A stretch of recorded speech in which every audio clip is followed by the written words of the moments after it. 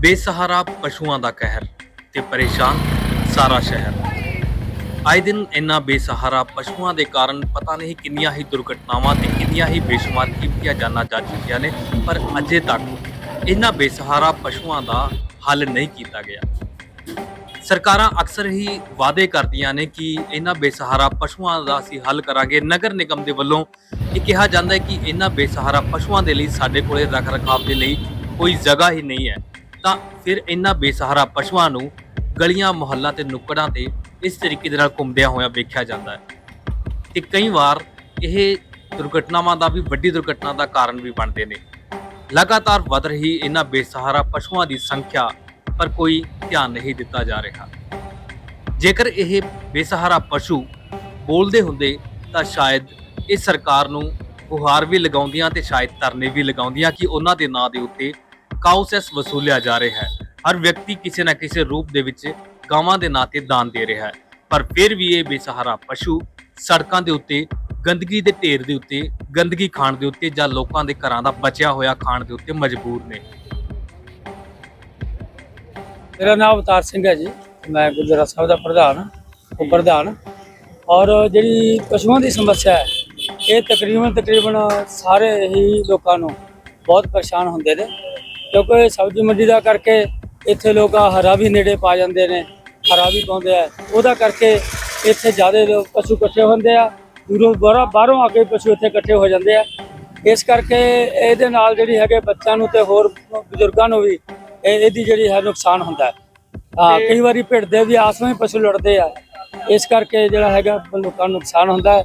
ਇਹਦਾ ਇੱਕ ਵੱਖਰੀ ਜਗ੍ਹਾ ਤੇ ਹੋਣਾ ਚਾਹੀਦਾ। ਸਮੱਸਿਆ ਜੀ ਜਿਹੜੇ ਪਿੰਡਾਂ ਵਾਲੇ ਆ ਉਹ ਟਰੱਕ ਪਰ ਛੱਡ ਜਾਂਦੇ ਜੀ ਇੱਥੇ ਪਸ਼ੂਆਂ ਦਾ, ਤੇ ਰੋਜ਼ ਐਕਸੀਡੈਂਟ ਹੁੰਦੇ ਆ, ਬੁਰਾ ਹਾਲ ਹੈ ਜੀ, ਬਹੁਤ ਜ਼ਿਆਦਾ ਪਰੇਸ਼ਾਨ ਆ ਅਸੀਂ। ਬਹੁਤ ਲੜਾਈ ਹੁੰਦੀ ਹੈ, ਤੁਸੀਂ ਪਿੱਛੇ ਵੇਖੋ ਜੀ ਉੱਧਰ ਕਿੰਨੇ ਪਸ਼ੂ ਹੈਗੇ, ਇਹ ਸਾਰੇ ਜਿਹੜੇ ਖਰਾਬ ਕਰਦੇ ਆ ਤੇ ਤੰਗ ਪਰੇਸ਼ਾਨ ਕਰਦੇ ਆ, ਰੇੜੀਆਂ ਖਿਲਾ ਦਿੰਦੇ ਆ, ਸਬਜ਼ੀਆਂ ਖਿਲਾ ਦਿੰਦੇ ਆ, ਸਾਰੇ ਰੋਡ ਬਲੌਕ ਵਗੈਰਾ। ਬਾਕੀ ਇਹਨਾਂ ਨੂੰ ਮੈਂ ਦੇਖਦਾ ਲੰਘਦੇ ਟੱਪਦੇ ਤਾਂ ਇਹਨਾਂ ਦੀ ਸਬਜ਼ੀ ਵਗੈਰਾ ਜੋ ਇਫੈਕਟ ਹੁੰਦੀ ਹੈ, ਖਾਂਦੇ ਪੀਂਦੇ ਆ ਇਹਨਾਂ ਦੀ ਸਬਜ਼ੀ ਵਗੈਰਾ, ਪਰ ਨੁਕਸਾਨ ਤਾਂ ਹੈ ਹੀ ਰੋਜ਼ਗਾਰ ਦਾ। ਜੋ ਐਕਸੀਡੈਂਟਸ ਵਗੈਰਾ ਪੜਦੇ ਰਹਿੰਦੇ ਆਪਾਂ, ਜੋ ਬਜ਼ੁਰਗ ਵਗੈਰਾ ਨਾਲ ਜਿਵੇਂ ਆਵਾਰਾ ਪਸ਼ੂ ਫਿਰ ਰਹੇ ਆ ਉਹਨਾਂ ਦਾ ਕੋਈ ਕੰਟਰੋਲ ਨਹੀਂ ਹੈਗਾ, ਖਾਣ ਪੀਣ ਦਾ ਵੀ ਉਹਨਾਂ ਨੂੰ ਦਿੱਕਤ ਹੈ ਤੇ ਉਹਦੇ ਨਾਲ ਥੋੜਾ ਜਿਹਾ ਹੋ ਹੀ ਜਾਂਦਾ, ਅਗਰੈਸਿਵ ਹੋ ਜਾਂਦੇ ਆ ਜਾਨਵਰ ਵਗੈਰਾ।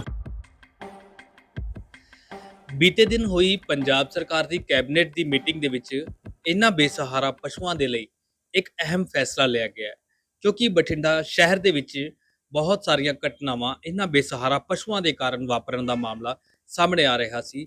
ਤਾਂ ਪਟਿਆਲਾ ਅਤੇ ਬਠਿੰਡਾ ਸ਼ਹਿਰ ਦੇ ਵਿੱਚ ਇਹਨਾਂ ਬੇਸਹਾਰਾ ਪਸ਼ੂਆਂ ਦੇ ਲਈ ਕਾਰਪੋਰੇਸ਼ਨਸ ਨੂੰ ਹਦਾਇਤਾਂ ਦਿੱਤੀਆਂ ਗਈਆਂ ਨੇ ਕਿ ਇਹਨਾਂ ਬੇਸਹਾਰਾ ਪਸ਼ੂਆਂ ਦੀ ਸਾਂਭ ਸੰਭਾਲ ਦੇ ਲਈ ਜੋ भी खर्च होगा उसका प्रस्ताव भेजा जाए। सरकार की हदायतें हमें पिछले हफ्ते आई थी कि ये जो हमारे कितने पशु हैं पहले उनका सर्वे किया जाए, तो कुल मिला के बठिंडा में 3023 बेसहारा पशु बठिंडा सिटी लिमिट्स के अंदर मिले हैं।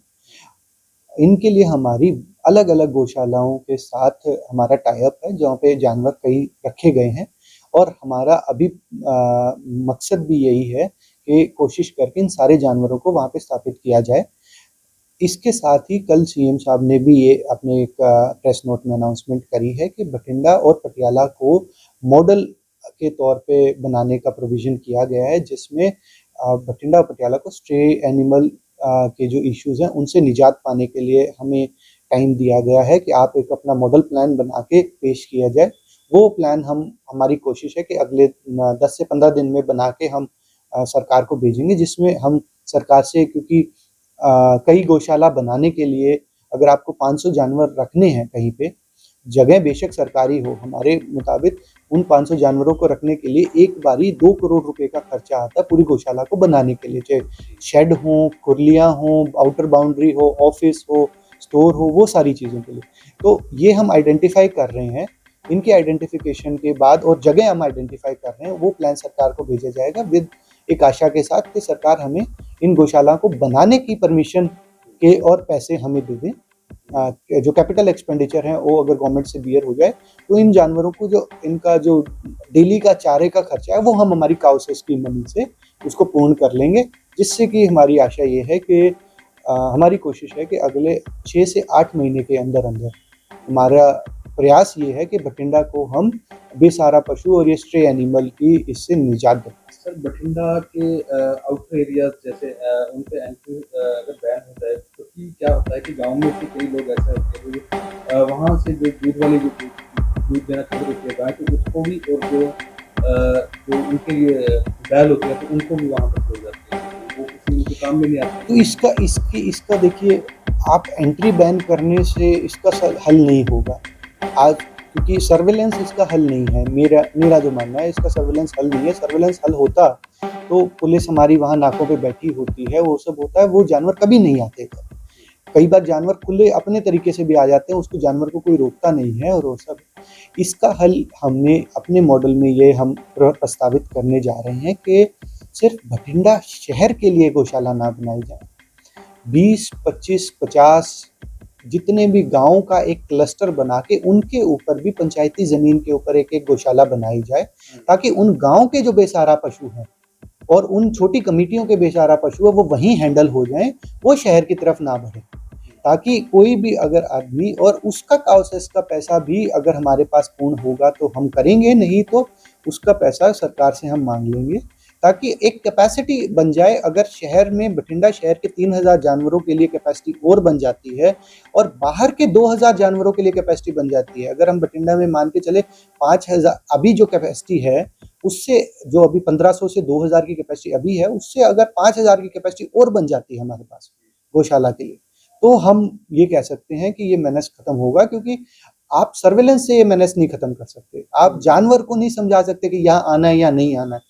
अगर आप जानवर को उस गांव के या उन 10, 15, 20 गांव के पास में ही कोई छोटी गौशाला बना दे और उसको मैनेज करें, तो फिर ये कभी भी शहर में, कभी भी रोड पे ये जानवर नहीं आएंगे। जानवर ये केयर की इनको रिक्वायरमेंट ज्यादा, इनको सर्वेलेंस की रिक्वायरमेंट। हम लोगों से अपील करते रहते हैं, जो जगह कोई धार्मिक स्थान है, कुछ है, वहां पर हमने अपनी तरफ से पोस्टर्स वगैरह भी लगाए हैं कि यहाँ पे हरा चारा मत डालें। आपको अगर चैरिटी करनी है तो शहर में सिटी गौशाला है, शहर के बाहर हर रायपुर गौशाला है गवर्नमेंट की, जिनको आप वहाँ पे जाके दान पुण्य कीजिए। फिर भी लोगों से हमारी आशा यही रहती है कि ये ना करें।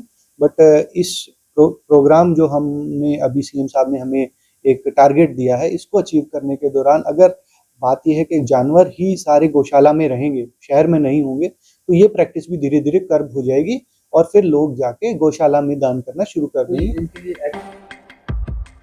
ताकि उस ਦੇ ਲਈ ਇਕੱਠਾ ਹੋਣ ਵਾਲਾ ਫੰਡ ਇਹਨਾਂ ਬੇਸਹਾਰਾ ਪਸ਼ੂਆਂ ਦੇ ਲਈ ਲਗਾਇਆ ਜਾ ਸਕੇ ਤੇ ਲੋਕਾਂ ਨੂੰ ਇਸ ਸਮੱਸਿਆ ਤੋਂ ਨਿਜਾਤ ਦਿਵਾਈ ਜਾ ਸਕੇ। ਫਿਲਹਾਲ ਲੋਕਾਂ ਦੇ ਵੱਲੋਂ ਇਸ ਕਦਮ ਦੀ ਕਾਫੀ ਜਿੱਥੇ ਸ਼ਲਾਘਾ ਕੀਤੀ ਜਾ ਰਹੀ ਹੈ। ਇਹ ਹੋਣਾ ਵੀ ਚਾਹੀਦਾ ਜੀ, ਸਰਕਾਰ ਦਾ ਬਹੁਤ ਵਧੀਆ ਉਪਰਾਲਾ ਇਹ, ਜੇ ਸਕਸੈਸਫੁਲ ਹੋ ਜਾਏ ਤਾਂ।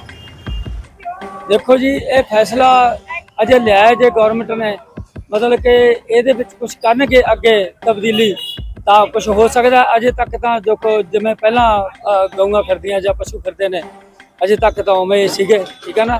ਔਰ ਅੱਗੇ ਤੋਂ ਜੇ ਕੁਛ ਇਹਦੇ ਵਿੱਚ ਸੋਧ ਹੁੰਦੀ ਹੈ ਤਾਂ ਬਹੁਤ ਵਧੀਆ ਹੈ। ਕਹਿ ਰਿਹਾ ਕਿ ਪੰਜਾਬ ਸਰਕਾਰ ਕੀ ਪਸ਼ੂਆਂ ਵਾਸਤੇ ਕਾਨੂੰਨ ਵਗੈਰਾ ਲੈ ਕੇ ਆ ਰਹੇ ਹੈ ਕਿ ਉਹਨਾਂ ਨੂੰ ਥੋੜਾ ਕਰਨਗੇ, ਜਿੰਨਾ ਮੈਂ ਪੜ੍ਹਿਆ ਹੈ ਸੋਸ਼ਲ ਮੀਡੀਆ ਵਗੈਰਾ ਤੇ ਬਸ ਉਹਨਾਂ ਦਾ ਇੰਤਜ਼ਾਰ ਹੈ ਜਦੋਂ ਲਾਗੂ ਹੋਊਗਾ।